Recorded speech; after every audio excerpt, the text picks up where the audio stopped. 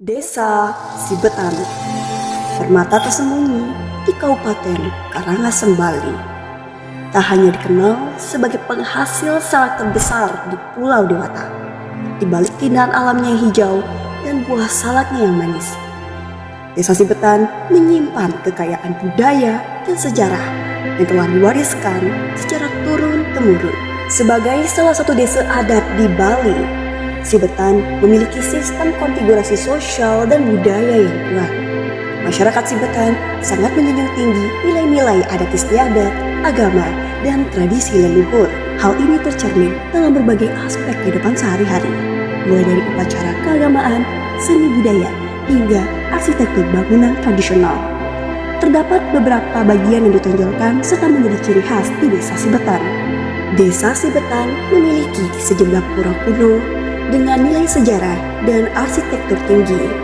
Menyimpan sejarah di balik berdirinya Desa Sibetan, pura-pura ini menjadi pusat kegiatan keagamaan dan juga sebagai tempat menyimpan berbagai artefak bersejarah.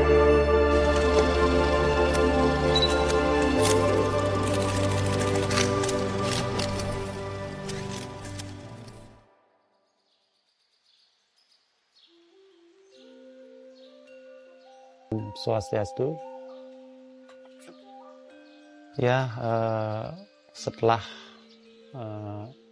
diresmikan menjadi desa wisata, setidaknya ada perubahan lah di desa kami. Karena yang dulunya hanya petani salak, sekarang sudah mulai dia mengembangkan dari segi pariwisata tersebut, karena juga banyak yang bergerak di bidang wisata yang dari Sibetan dulu yang pulang ke rumah tentunya membuat sesuatu atau yang berkaitan dengan pariwisata tersebut. Usaha pemerintah khususnya di pemerintah desa, kita akan mulai membuka atau mencarikan lahan-lahan untuk yang akan menjadi tujuan wisata. Tentu dari program kami di pemerintah desa, biar ada penunjang, tentu kita akan melaksanakan pembangunan terkait yang nantinya menjadi tujuan wisata. Tentu juga ada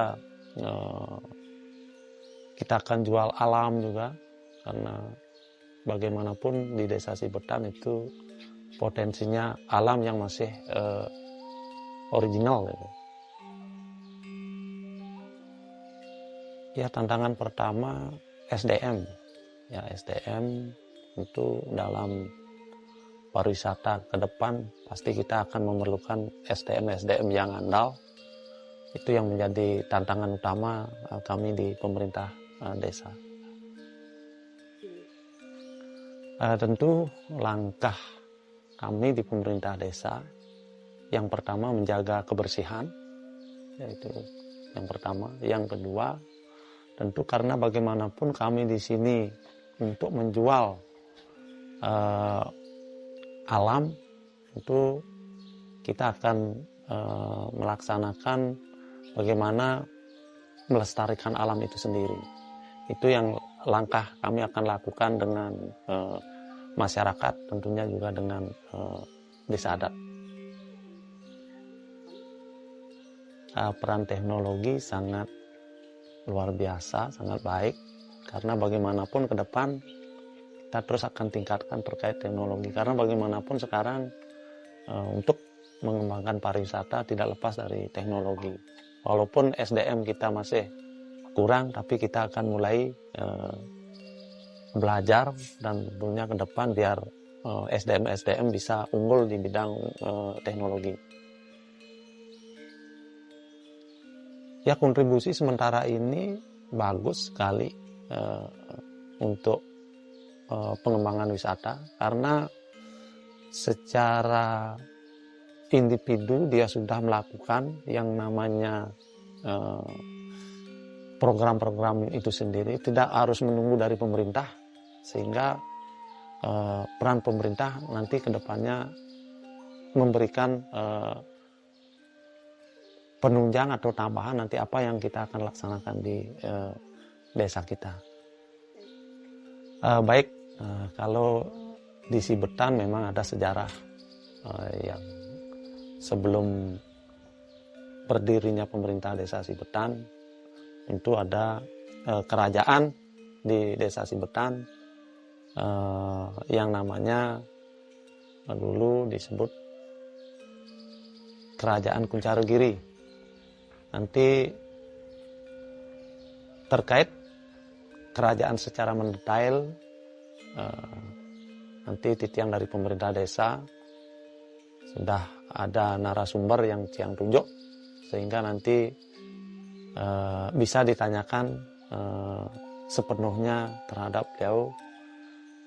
Beliau adalah juga dari terahnya raja di sini, dan mungkin biar lebih lengkapnya dari pemerintah desa sudah mendelegasikan atau menunjuk beliaunya untuk dimintai wawancaranya. Terkait keberadaan adik-adik dalam kegiatan yang di desa Sibetan, kalaupun ada dari kami secara pribadi, baik pemerintah desa, ada kekurangan, ada salah kata, kami mohon maaf yang sebesar-besarnya. Terima kasih. Harapan kami nanti ke depan dengan kegiatan adik-adik juga bisa membantu terkait pariwisata Sibetan agar bisa lebih maju, dan juga terkait membantu juga terkait dengan adanya sejarah-sejarah yang ada di desa Sibetan. Harapannya ke depan biar masyarakat juga lebih mengenal bahwa di Sibetan memang ada cikal bakal pemerintahan desa, yaitu adalah sejarah kerajaan tersebut. Om Santi Om.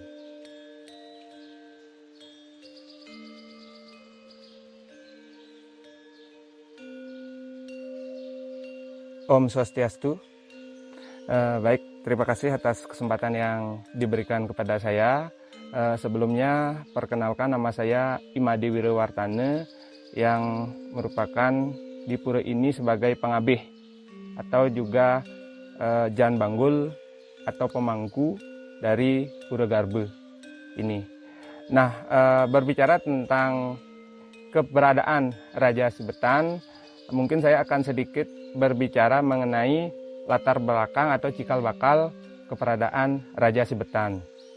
Langsung saja, yang pertama, ini dimulai dari kedatangan seorang permaisuri atau seorang wanita yang dalam kondisi hamil, yang nama beliau adalah I Gusti Ayu Singarse, yang merupakan menantu dari Gusti Pande Base yang bertempat di Klungkung, yang merupakan istri dari I Gusti Biasame, yang mungkin pada masa itu ada kisruh di kerajaan Gelgel, akhirnya menyelamatkan diri hingga sampai di tempat ini yang dulunya bernama Kuncaregiri atau Alas Kuncaregiri.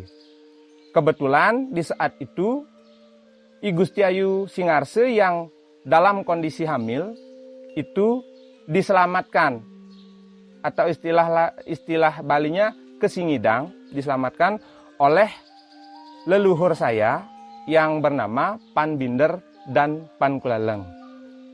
Nah, tempat dari lokasi penyelamatan itu adalah di Pura Taman Nengan. Nah, setelah itu, setelah diselamatkan di rumah I Gede Abian Kulaleng dan I Gede Abian Binder, lama-kelamaan akhirnya lahirlah seorang putra. Putra itu yang bergelar I Gusti Dauh Purnamaning Kapat. Nah, setelah proses perjalanan waktu dan akhirnya sudah ke ranah remaja hingga ranah dewasa, akhirnya I Gusti Dauh Purnamaning Kapat ini dihaturkanlah seorang istri yang merupakan anak dari I Gede Abian Kulaleng. Setelah masa kedewasaan atau masa gerhaste itu, akhirnya mempunyailah keturunan. Nah, di tengah proses itu, karena akhirnya berkelanjutan dari keturunan I Gusti Arya Dauh ini, akhirnya membuatlah Merajan yang berkedudukan di Kuncaregiri, atau lebih tempatnya di tempat ini, yang diberi nama Pura Garbe. Nah, untuk memberikan penghargaan atas jasa-jasa dari I Gede Abian Kulaleng yang telah menyelamatkan I Gusti Ayu Singarse, akhirnya disinilah I Gusti Dauh Purnamaning Kapat mengeluarkan bisame atau anugerah kepada keturunannya, begitu pula dengan keturunan I Gede Abian Kulaleng, agar merajannya itu berdampingan. Jadi seperti yang bisa kita lihat di sini, di sisi atas atau di duran adalah Merajan Arya Dauh, dan di sisi bawah ini adalah Paibon I Gede Abian Kulaleng yang merupakan terah dari Pasak Toh Jiwe. Seperti itu. Di Sibetan, setelah era anak utawi oke dari Gusti Dauh Purnamaning Kapat yang bergelar I Gusti Ngurah Mantu, itu bergelar atau berkedudukan di Sibetan, atau Amaceking di Sibetan menjadi raja di Sibetan. Mungkin seperti itu yang bisa Tiang gambarkan mengenai keberadaan atau latar belakang dari kerajaan Sibetan. Baik, terima kasih.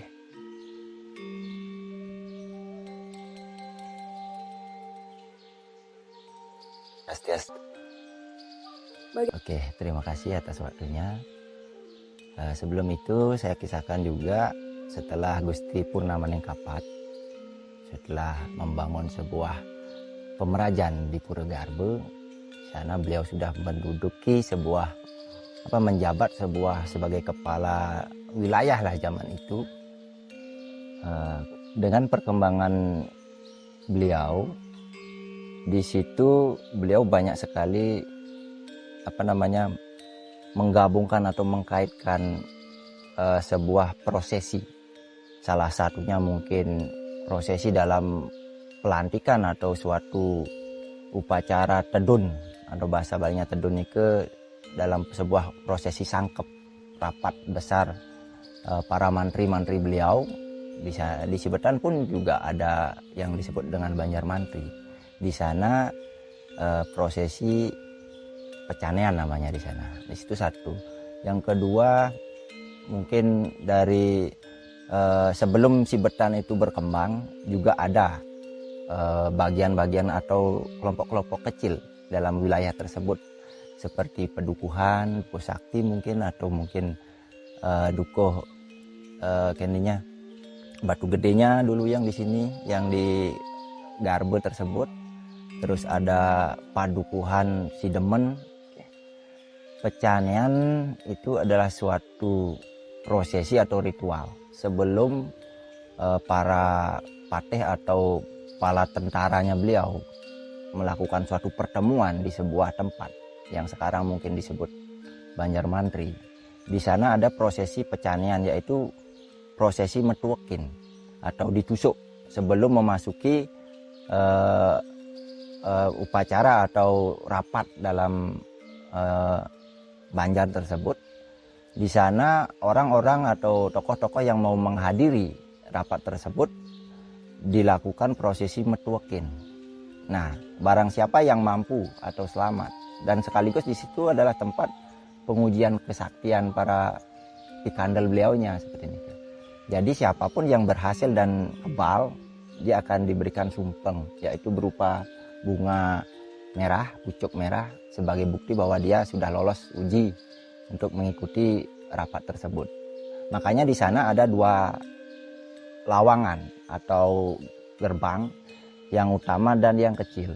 Jadi bagi orang yang mampu atau sudah siap untuk mental untuk menguji kesaktiannya, dia masuk lewat gerbang utama, dan di sanalah akan dilakukan prosesi pecanean atau metuekin. Dan yang merasa ragu-ragu atau tidak mampu akan diperbolehkan lewat di gerbang sebelahnya. Di sana tidak akan dilakukan prosesi tersebut, gitu. Agar bisalah orang-orang yang belum mampu untuk itu ikut serta dalam rapat tersebut. Dan di situ pun dikisahkan pernah kejadian yang luar biasa. Saat mungkin Gusti Mantu terjadi sesuatu atau sedang pergi ke luar daerah atau mungkin meninjau sesuatu, dalam saat itu ada prosesi rapat juga di sana. Dan yang disuruh menghadiri adalah putra beliau. Dan saat itu karena mungkin putra beliau sudah dikasih pesan di sana sama Gusti Mantu, kalau kamu belum mampu jangan lewat gerbang utama, lewatlah gerbang yang di sebelah. Tetapi karena anaknya Gusti Mantu merasa dirinya sudah mampu dan yakin akan kewisesan beliaunya masuk lewat gerbang utama. Dan seketika itu para punggawa atau yang bertugas di sana untuk menuakin melakukan prosesi itu. Dan disayangkan saat itu tertusuklah anaknya Gusti Mantu sehingga wafat di sana. Dan itu mungkin menurut Gusti Mantu adalah sebuah aturan yang harus ditegakkan, dan beliau tidak melakukan suatu hal-hal yang anarki. Beliau bahkan menyadari bahwa sebuah apa yang harus ditegaskan atau aturan apa yang akan ditegakkan itu harus diterima. Konsekuensinya terhadap siapapun akan diterima, gitu. Sehingga berlalu begitu saja perjalanan tersebut seperti ini. Gusti Mantu adalah sesosok raja yang memiliki kewisesan, kesaktian mandraguna. Beliau memiliki tulang ekor yang tidak pada mestinya pada orang. Beliau memiliki sebuah tulang ekor yang memanjang, kurang lebih mungkin sekian panjang dari ujung tulang ekor beliau itu muncul. Menurut cerita Nak Lingsir, beliau dapat kesaktian tersebut, kewisesan tersebut dari Debetara Gunung Agung seperti ini. Jadi dengan wisesanya beliau seperti ini, masyarakat merasa bangga. Bangga beliau punya seorang raja pemimpin yang bijaksana, yang mengayomi masyarakatnya sehingga masyarakat tentram, aman, damai, sehingga sebuah atau permasalahan kecil yang bersifat anarkis itu gampang diselesaikan. Dan saat itu pun alam Sibetan sangat makmur. Nah, menjadi kesannya mungkin masa jayanya Sibetan ditampuk kekuasaan beliau, masa keemasannya hadir di sana. Seperti ini. Jadi tatanan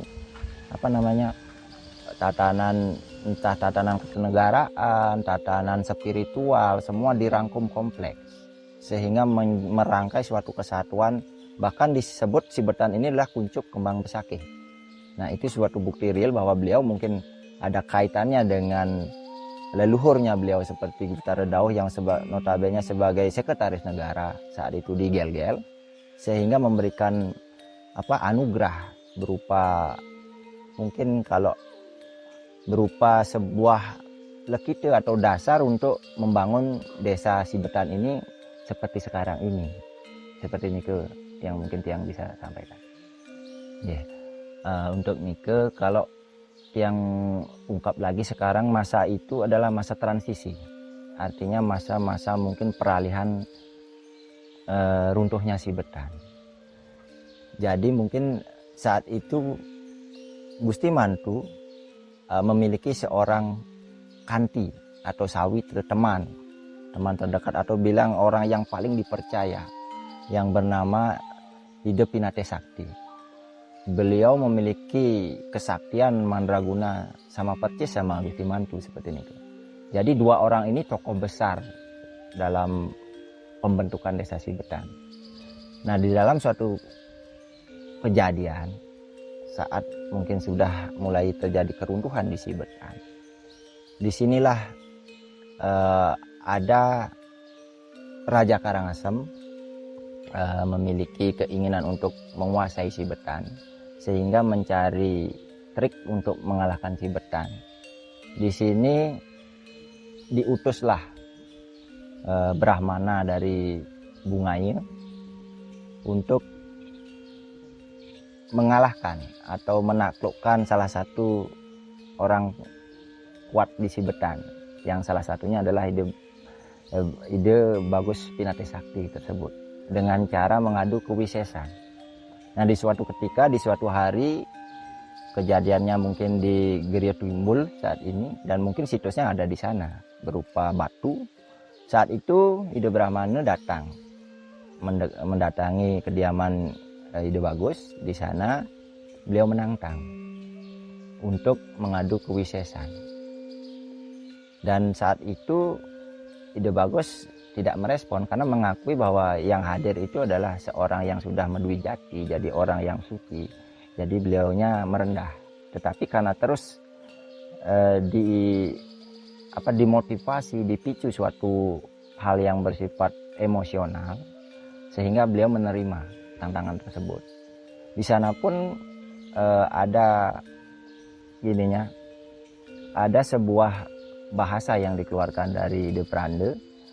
Kalau beliaunya mampu dikalahkan oleh Ide Bagus, beliau akan menaruh, artinya linggih ide utawi pediksaan ide akan berguru kepada Ide Bagus Pinate Sakti. Begitupun sebaliknya, kalau Ide Bagus Pinate Sakti ini kalah, Ide Pinate Sakti diharapkan untuk berguru kepada beliau dan akan dijadikan sulinggih. Sehingga dengan cara seperti itu beliau tidak lagi boleh untuk ikut dalam pertempuran karena sudah menjadi seorang sulinggih seperti itu. Dan kebetulan saat itu kejadiannya Ide Pranda menancapkan sebuah tongkat di sebuah batu di areal Geria Timbul tersebut. Disuruhlah Ide Bagus Pinate Sakti ini untuk mencabutnya. Dengan cara seperti itu, jika memang benar bisa dicabut oleh Ide Bagus Pinate Sakti, mungkin Ide Pranda akan menabe atau menjadikan Ide Bagus menjadi guru gitu.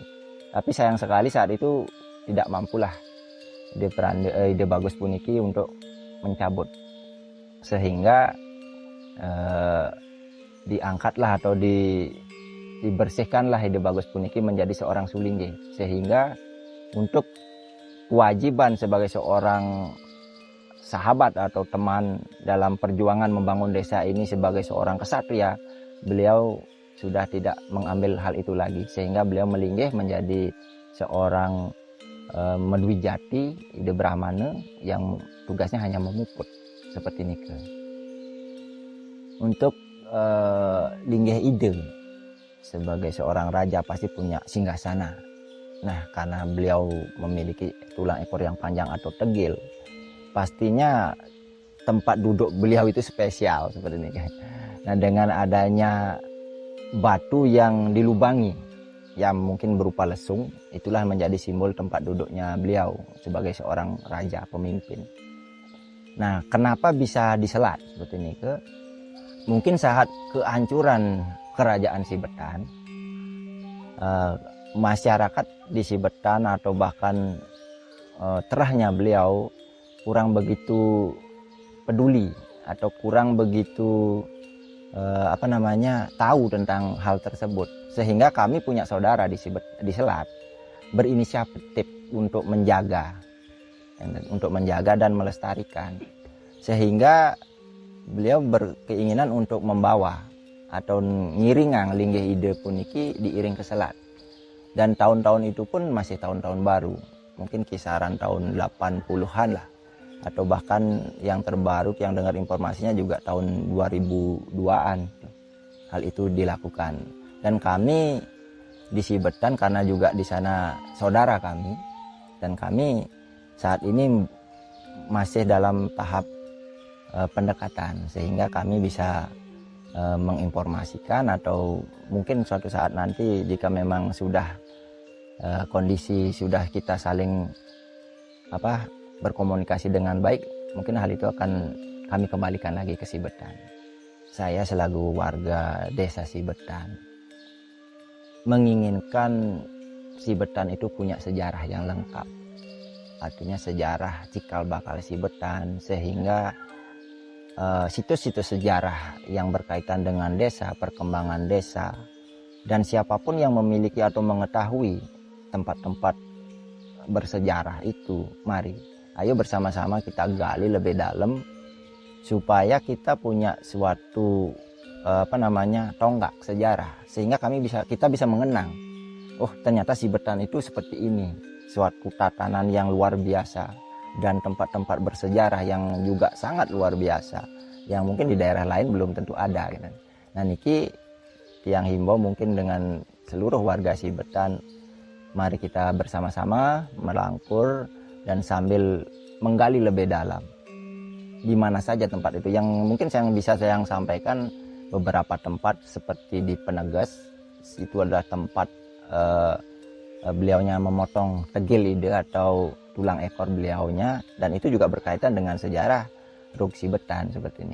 Seperti ada di Pependeman, di sana ada sebuah tempat saat mungkin merasa beliau sudah terdesak akan mengalami suatu keruntuhan, di sana beliau mendam semua pusaka, bahkan sesuatu yang berkaitan dengan desa, atau yang bahasa Balinya pekekeh jagat Sibetannya seperti ini, ditanam di sana yang berdekatan dengan penyatur tengah seperti ini.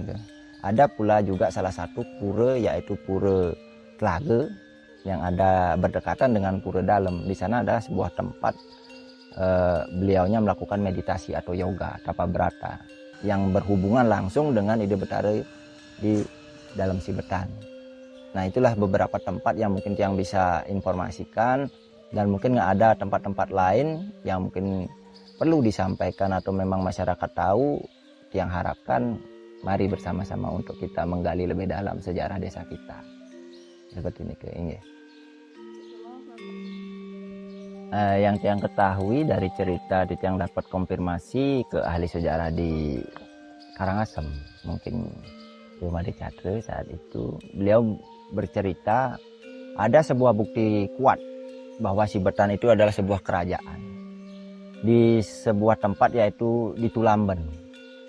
Di suatu ketika Tulamben adalah sebuah wilayah yang berkaitan dengan transaksi atau dagang secara luar, artinya dari luar wilayah atau luar pulau di sana berlabuh, kayak dari Kalimantan, dari Bugis dan lain sebagainya, berlabuh di desa tersebut, dan di sana terjadi transaksi jual beli barang dan lain sebagainya. Sangat dinamis sekali kehidupan warga di sana. Tapi di suatu ketika terjadilah suatu permasalahan di sana.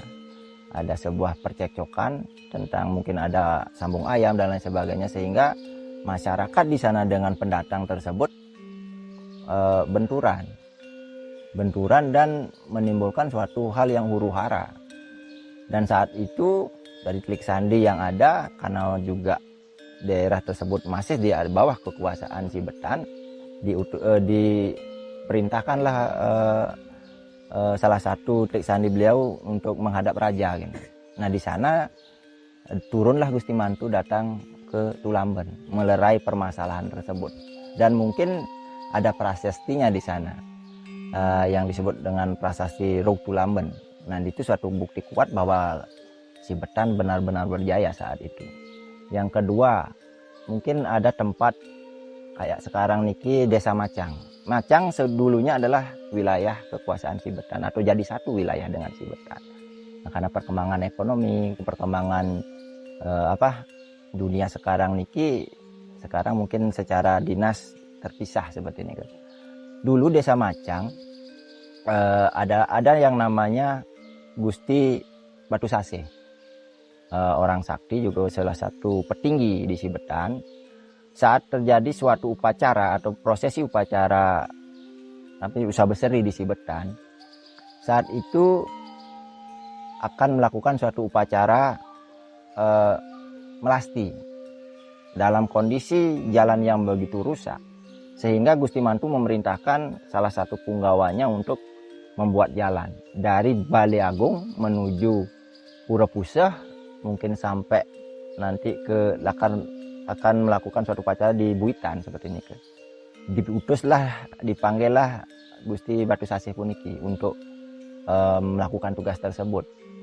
Karena sudah waktunya mepet, dipanggil, beliau berkata, bisakah kamu menyelesaikan tugas kamu untuk menyelesaikan jalan ini?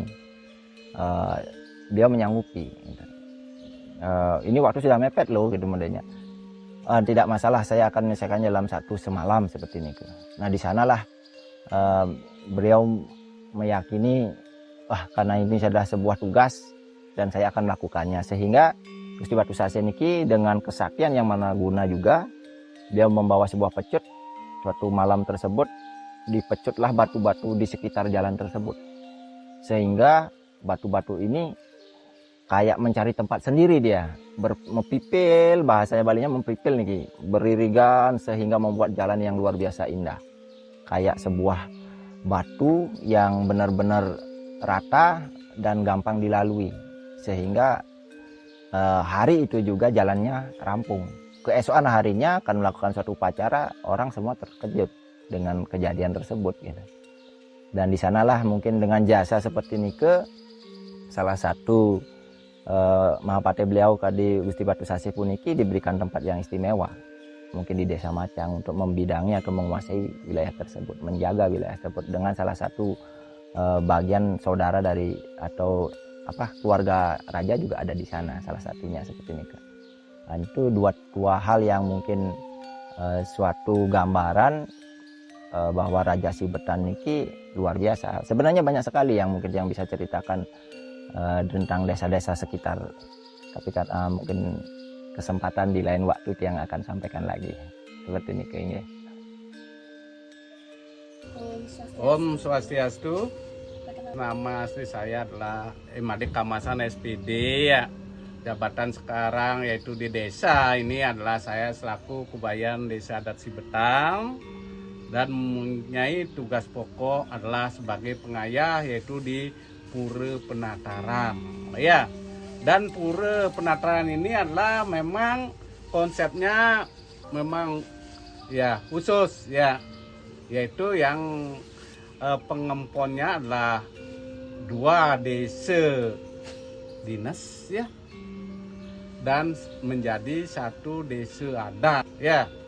Nah di sini tempatnya ya, yaitu pembangunan pura tetap dengan konsep Trimandala ya. Ada Utama Mandala, Madya Mandala, Nista Mandala, dan tempatnya pun berpindah-pindah. Dan pengangkatan itu selaku kebayan itu tetap yaitu turun temurun dari desa adat pokok ya, pengayah desa adat pokok ya ada 14 ya. Dan selaku kebayan di sini tidak boleh yaitu dalam keadaan kosong. Maka menurut pandangan spiritual orang-orang Sibetan, maka harus ada yang ayah, karena yang tidak dilanjutkan takutnya ada yaitu keberbekan atau bisame. Tugas dari kebayan ya, yang pertama adalah ngayah. Pertama di Pura Penataran ini setiap hari, karena banyak juga umat yang datang ya, apakah itu purnama, tilem, ya kajeng kliwon, apalagi hari-hari besar yang berdasarkan paukon, ya. Dan banyak juga yang hadir bisa sampai malam, bukan dari Sibetan saja. Ada yang dari Singaraja, ada yang memang asalnya dari Sanur ya, karena mungkin dia memiliki keyakinan ya untuk mohon keselamatan, karena banyak yaitu secara spiritual yang memang magis ya. Walaupun pelinggihnya yang sederhana ya, tapi kaitannya dengan pelinggih saya sampaikan bahwa secara adat awik desa adat Sibetan, bahwa di Penataran itu adalah linggih siwa Buddha. Siwa ada di Jineng ya, mari kita bicara, karena di sana atas sana memang tadi di atas itu ada yaitu benda-benda bergerak ya. Sudah itu sedangkan Buddha ada di sini. Itu ada boleh adik lihat ada bukti fisiknya, itu adalah benda-benda sakral dan kuno. Apalagi kerisnya itu, ya itu banyak sekali fungsinya. Ya, lihat ada yaitu Syukraman ya. Ada di situ 2. Karena kalau saya lihat dari posisi Syukranan itu barangkali dari modelnya ada Pancasila dan ada juga yang make yaitu binatang ya. Itu kemudian setelah Majapahit. Tapi kalau tradisi dulu belum ada itu. Tapi itu juga mengandung kekuatan yang luar biasa, dan ada juga orang-orang dimohon ke sini adalah mohon keselamatan. Ada upacara taruh turun kabeh, kebayan itu datang ke Balai Agung, miring di Betari Tedun paling awal di antara desa Sibetan. Saya selaku bayan langsung naik di Balai Agung, tidak ikut yaitu melakukan kegiatan seperti pemangku dan tidak pakai gelong sangke atau udeng mangku ya, yaitu secara jenanin anak. Di Pura Penataran hanya kebayan saja, tidak ada yang lain, lanang istri ya, laki perempuan ya. Kalau orang sembahyang siapa saja boleh ya. Kalau pesan dan kesan saya perlu sampaikan ya, mudah-mudahan supaya kebayan ini tetap aja, karena ini adalah tradisi kuno. Om Santi.